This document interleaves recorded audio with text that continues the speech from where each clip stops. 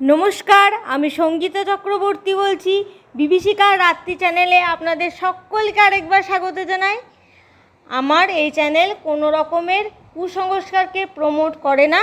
আমার এই চ্যানেলের একমাত্র উদ্দেশ্য হলো আপনাদের সকলকে বিনোদন করা। প্লিজ প্লিজ প্লিজ আমার এই চ্যানেলটি আপনারা সাবস্ক্রাইব করবেন, আমার পাশে থাকবেন। আর আপনাদের কাছে কোনো নতুন ঘটনা থাকলে আমার মেল আইডিতে লিখে পাঠাবেন। আমার মেল আইডি নিচে ডেসক্রিপশন বক্সে দেওয়া রয়েছে। চলুন আজকের ঘটনাটার দিকে এগিয়ে যাওয়া যাক। আজকে যে ঘটনাটা পাঠিয়েছে সেটা আমাকে পাঠিয়েছে মুর্শিদাবাদ থেকে শেখ সামেল। বলেছে যে দিদিভাই, আমি আপনার চ্যানেলটা শুনি, বাট আপনার চ্যানেলের আমার বোন খুব বড় ভক্ত। আপনার হোস্টিং ওর ভীষণ ভালো লাগে। রাত 8টার সময় আপনি যখন ভিডিওগুলো পোস্ট করেন তখন পর্যন্ত অপেক্ষা করে আপনার ভিডিওটা না দেখে ও খাবার খায় না। আমি যদি বাইরেও থাকি তাহলে মা আমাকে ডেকে বলে ওকে আপনার ভিডিওটা শোনাতে হয়, সেটা শুনতে শুনতে ও খাবার খায়। তা আপনার যে ও খুব বড় ফ্যান সেটা আমি বলতে চাইছি। আপনি কিন্তু ওর নামটা অবশ্যই নেবেন। ও বলেছে যে দাদা, তুই একটা ঘটনা অবশ্যই দিদিভাইয়ের চ্যানেলে পাঠাবি আর আমার নামটা নিতে বলবি। তা সালমা, থ্যাংক ইউ। আমার এই চ্যানেলটা তুমি এত ছোট সদস্য হয়েও আমার চ্যানেলের হয়তো সব থেকে ক্ষুদে সদস্য তুমি হবে। তা তুমি এত মন দিয়ে আমার চ্যানেলটা শুনছো, আমাকে সাপোর্ট করছো। আমাদের বিভীষিকার রাত্রি চ্যানেলের সমস্ত যারা আছে তাদের সকলের তরফ থেকে আমি তোমাকে অনেক অনেক অনেক ভালোবাসা জানাই। তুমি খুব ভালো থেকো, সুস্থ থেকো, আর আমার এই চ্যানেলের পাশে এভাবেই থেকো। তা তোমার দাদা যেই ঘটনাটা পাঠিয়েছে শেখ সামেল, তুমি যে ঘটনাটা পাঠিয়েছো, আজকে তোমার এই ঘটনাটাই আমি শোনাতে যাচ্ছি।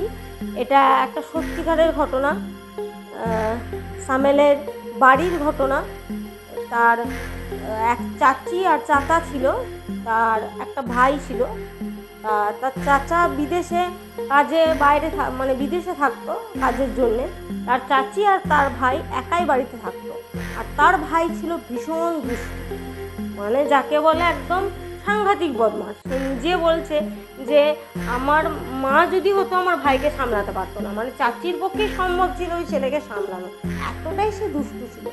কার্টুন দেখতো সারাক্ষণ, কার্টুনে যা যা ঘটতো সেইগুলি বাড়িতে ফ্রেন্ডদের সঙ্গে সেসব কাজ করতো।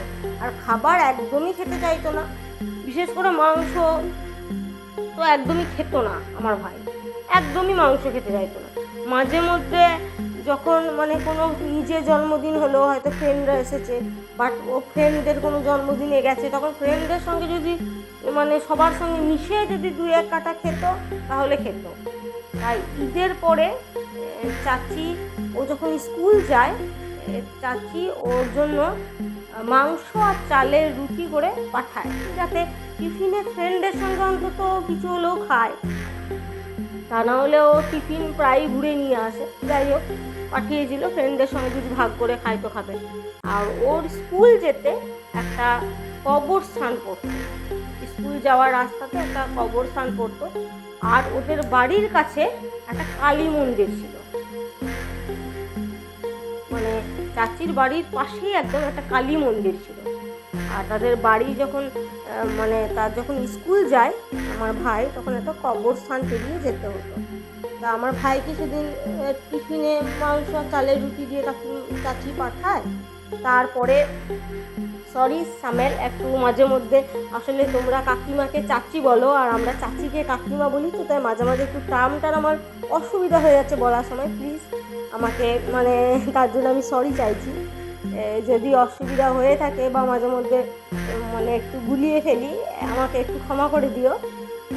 চলুন গল্পটায় যাওয়া যাক।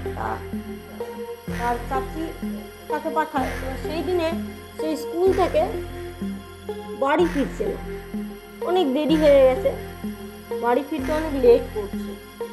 তার চাচি ভাবে যে নিশ্চয়ই ও রাস্তাতে কিছু বদমাইশি করছে বা বন্ধুদের সঙ্গে কিছু না কিছু ঘটাচ্ছে, তাই জন্য বোধহয় ও ফিরতে এত দেরি করছে। তাই চাচি নিজেই ওকে আনতে যায়। তা কিছুটা দূর এগিয়ে গিয়ে তারপর যখন তাকায় তখন দেখে ভাই কবরস্থানে বসে আছে, কবরস্থানে বসে বসে মাটি নিয়ে খাচ্ছে আর কিছুটা কিছুটা গায়ে মাখছে। আমার ভাই ছিল তখন ছোট, মানে ক্লাস 3-তে পড়তো, খুব বড় নয়, ছোট ভাই আমার। চাচি তখন কোনো কিছু না ভেবেই কবরস্থানের ভেতরে গিয়ে পড়ে ওকে মারতে মারতে আর বলে চল বাড়ি চল বলে টেনে নিয়ে আসে, মারতে মারতে নিয়ে আসে। গোটা জামা ময়লা করেছে, তাই কবরস্থানে ছিল, মাটি মেখেছে গোটায়, তাই চাচি ফার্স্টে তাকে গোসল করাতে বাথরুমে নিয়ে যায়। তা যখন ওর গোসল করা হয়ে যায় তখন যখন বারান্দায় এসে গা মুছছে তখন মানে কালী মন্দিরে আরতি হয়, সে আরতি হচ্ছিল। আর সে আরতি আর ঘন্টার শব্দ শুনে ভাই সে মিরগিরুগিরে যেমন করে কাঁপতে কাঁপতে মাটিতে পড়ে যায়, ওরকম করে চোখ উল্টিয়ে মাটিতে পড়ে যায়। কাকিমা ওর ওপরে ওকে পেটাতে থাকে, বলে তুই সারাদিন এত বদমাইশি করে দিস, স্কুল যাসনি কিছু না, কবরস্থানে বসে বসে কী করছিলি তার ঠিক নেই, আর এখন বাড়িতে এসে আবার তুই আমাকে জ্বালাতন করছিস। এই বলে 2-4 ঘাম মেরে ভাইকে বিছানার উপরে নিয়ে গিয়ে শুইয়ে দেয়। তারপরে ভাবে চাচি ও ঘুমিয়ে গেছে। তখন চাচি ওর ড্রেসগুলোতে এত ময়লা লেগেছিল, স্কুল যেতে হবে পরের দিন আবার, তাই চাচি ড্রেসগুলো কাচতে চলে গিয়েছিল। যেহেতু মানে কাচতে কাচতে রেডি হয়, ঘরে এসে পড়ে চাচি ভাবে যে তাড়াতাড়ি একটু মাংস আর একটু ভাত বানিয়ে দিই, সকাল থেকে স্কুল চলে গেছে, রুটি দিয়েছিলাম টিফিনে, তাই একটু ভাত করে দিই। মাংস আর ভাত করে, বাট যখন মানে করবো ভাবে, যখন সে মানে রান্না করতে যাবে, ফ্রিজ থেকে মাংসটা বার করতে যাবে, তখন দেখে এক টুকরো মাংস আর বেঁচে নেই। তখন চাচি ভাবে যে এখানে তো বিড়ালের খাওয়া সম্ভব নয়, মানে যেহেতু ফ্রিজে আছে। আর ঠিক সেই সময়তেই রুমে খাটের তল থেকে ঠিক যেমন হাড় সেবারে যেমন শব্দ হয় কর্মর কর্মর, ঠিক সেরকম একটা কর্মর কর্মর শব্দ। চাচি তখন খাটের নিচে তাকিয়ে দেখে ভাই উবুর হয়ে বসে কাঁচা মাংস আর হাড়গুলো চেবাচ্ছে। কাকিমা ওইটা দেখে মানে ভীষণ ভয় পেয়ে যায় আর দৌড়ে বাড়ি থেকে বেরিয়ে রুমের দরজাটা লাগিয়ে দিয়ে তখন কাকিমা মানে মন্দিরের দিকে ছুটে যায়। আর মন্দিরে সে সময় দরজা বন্ধ করে, যে পুরোহিত ছিল সে দরজা বন্ধ করে তখন আসছিল আর কি, বাড়ির দিকে যাচ্ছিল। তখন চাচি তার হাত দুটো ধরে বলে যে চাচা আমার ছেলেটাকে আর আমাকে বাঁচান। তখন পুরোহিত কাকু বলে যে কেন, কি হলো তোমার ছেলে? না, বলছে আমার ছেলে এরকম স্কুল যাওয়ার পথে স্কুল না গিয়ে কবরস্থানে বসে বসে মাটি খাচ্ছিল আর খেলছিল। তা ও তারপরে আমি ওকে যখন স্কুলের পর যখন বাড়ি ফিরছিল না অনেকক্ষণ, তখন আমি ওকে দেখি মানে খুঁজতে যাই, তখন দেখি কবরস্থানে বসে বসে খেলছে মাটি নিয়ে। তা আমি ওকে সেখান থেকে মারতে মারতে বাড়ি নিয়ে আসি, নিয়ে তারপরে ওকে যখন স্নান করাই, তারপরে ঘর ঢুকাচ্ছিলাম যখন, তখন ও হঠাৎ মানে আপনাদের আরতি শব্দে, মন্দিরে আরতি শব্দের ঘন্টাতেও কাঁপছিল। আমি ভেবেছিলাম ও বদমাইশি করছে বোধহয়, মির্গিরুগির মতো কাঁপছিল, বদমাইশি করছে বোধহয়, এই ভেবে মেরে ওকে ঘুম পাড়িয়ে দিই। তারপর আমি যখন রান্না করতে যাব তখন ফ্রিজ খুলে দেখি যে এক টুকরো মাংস নেই আর খাটের নিচ থেকে শব্দ আসছে হাড় চেবানো। তখন যখন খাটের নিচে তাকিয়ে দেখি তখন আমার ছেলে কাঁচা হাড় আর মাংস চেবাচ্ছে। তখন মন্দিরের যে পুরোহিত সে খুব ভয় পেয়ে যায়। সে বলে যে মন্দিরে একজন সাধু বাবা থাকতেন, সিদ্ধ সাধু বাবা ছিলেন, কিন্তু সে পুরুষ, সিদ্ধ পুরুষ যাকে বলে সেই ছিলেন। তিনি অনেক দিন নাকি মৌন ব্রত পালন করেছিলেন। তারপরে তিনি স্বপ্নাদেশে এই মন্দিরে এসেছিলেন আর এই মন্দিরে তিনি থাকতেন। তা তিনি নাকি কয়েকদিনের জন্য বাইরে যাচ্ছেন। তা সেই মন্দিরের যে পুরোহিত ছিল সে বলে আপনাদের যদি কপাল ভালো থাকে তাহলে তাকে পেয়ে যেতে পারে, কারণ সে কিন্তু কিছুদিনের জন্য তীর্থ করতে বাইরে যাচ্ছে। বাস স্ট্যান্ডে গিয়ে দেখি, সে একটু আগেই বেরিয়েছে, বাস স্ট্যান্ডে গিয়ে দেখি তাকে পাওয়া যায় কিনা বাবাকে। তা মানে ছুটে যায়, তখন পুরোহিত কাকু কিন্তু খুব ভালো ছিলেন, ছুটে যায় গিয়ে পড়ে দেখে বাসের মধ্যে বসে আছে বাবা। তখন সেই মানে বাবাকে সে বাস থেকে নামায় আর বলে যে চলুন তাড়াতাড়ি, একটা অঘটন ঘটে গেছে। তখন সেটা শুনে বাবা আসে। তারপরে এসে পড়ে যখন মানে বাড়ির সামনে আসে, এসে পড়ে তিনি খুব সিদ্ধ পুরুষ ছিলেন। তিনি বলেন এই বাড়িতে ছোট বাচ্চার জিন এসেছে। তখন মানে চাচি বলে যে হ্যাঁ বাবা, বলছে কী হয়েছিল তুমি বলো, আমাকে ঘটনাটা খুলে বলো। তখন চাচি যা যা ঘটেছিল সেটা বলে। তখন বলে যে জিন তো এমনি আসে না, না ডাকলে মা, তা তুমি কি ডেকেছিলে ওকে? বলছে হ্যাঁ বাবা, ও যখন মানে আর কি ওখানে খেলছিল মাটি নিয়ে, ওটা গায়ে মাটি লাগিয়েছিল, ওখানে মাটিগুলো মুখ দিচ্ছিল। তা আমি ওকে রেগে বলি, মারতে মারতে বলি চল বাড়ি চল, এটা বলে ওকে টানতে টানতে নিয়ে আসি।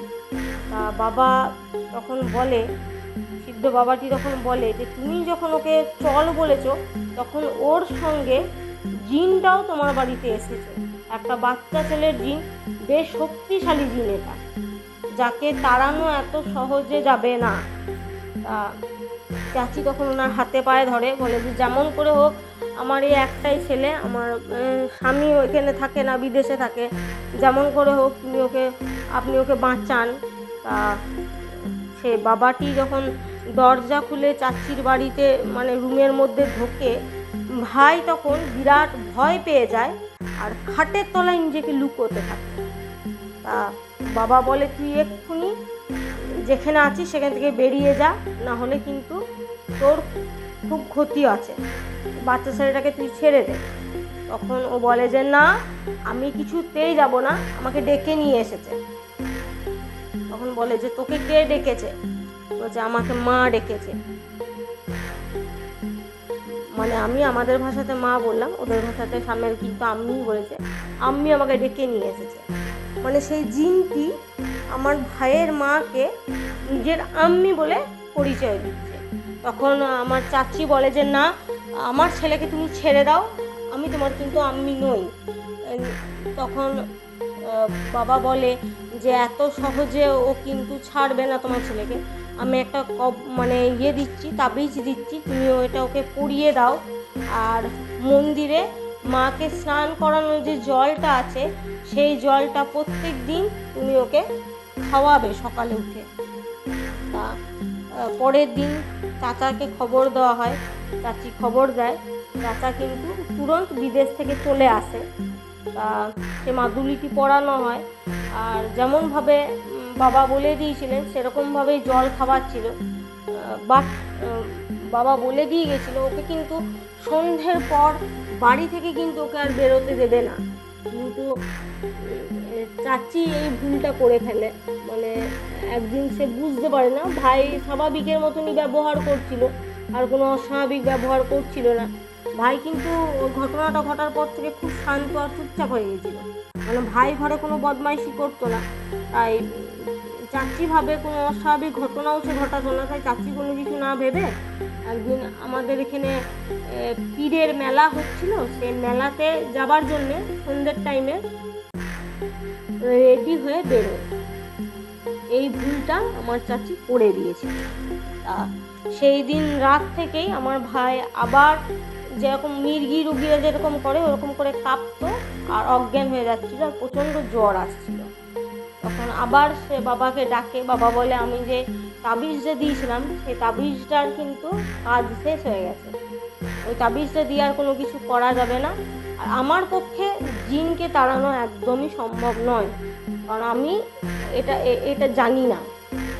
যাই হোক, চাচা অনেক মানে চেষ্টা করে আরও দিয়ে খোঁজ খবর করে যে এটা সারানো যায় কি না, বাট ভাইয়ের শরীর দিনকে দিন খারাপ হতে থাকে, আর ভাই মানে আর শরীরে ওটা নিতে পারছিল না, ও তো খুব ছোট ছিল। তাই কিছুদিন পরে মানে বেশ 10-12 দিন পরে হঠাৎ করে ভাই রাত্রেবেলাতেই কাঁপতে কাঁপতে একদিন মারা যায়। এটাই ছিল ঘটনা। তারপরে 1-1.5 বছর পর চাচির একটা মেয়ে হয়। এখন সে মেয়েটাকে নিয়ে সব কিছু ভুলে আছে, বাট ভাইকে আমরা এখনও ভুলতে পারি না। সেই জল জ্যান্ত প্রাণ উজ্জ্বল ভাইটা আমার চলে গেল চোখের সামনে, এই ঘটনাটাও আমরা ভুলতে পারি না। আমার মা প্রায়ই ভাইয়ের কথা বলে যে আমরা 2 ভাই ছিলাম। আমার নিজেরও এখন খুবই খারাপ লাগে ভাবলে পরে যে আমার আরেক ভাই রইল না। যাই হোক শেখ সামেল, আমার তোমার ঘটনাটা শুনে বেশ মন খারাপ লাগলো। সত্যি মানে বেশ মন ছুঁয়ে যাওয়ার মতন একটা ঘটনা তুমি আমাদের সঙ্গে শেয়ার করেছো। তোমার ভাই যেখানেই থাকুক ভালো থাকুক, আমি এটাই চাই, তার আত্মার শান্তি কামনা করি। ধন্যবাদ এই ঘটনাটা পাঠানোর জন্য। আমি আমার মতন করে বলার চেষ্টা করলাম। মাঝে মধ্যে তোমরা যে কথাগুলো ইউজ করো হয়তো আমাদের সে কথাগুলো ইউজ করা হয় না। চাচ্ছি এগুলো একটু মানে আমার বলতে অসুবিধা হয়েছে। যদি কোথাও ভুল ত্রুটি হয়ে থাকে তুমি আমাকে ক্ষমা করে দিও। আর তোমার বোনকে বলো যে এইভাবেই যেন আমার চ্যানেলের পাশে থাকে। ধন্যবাদ।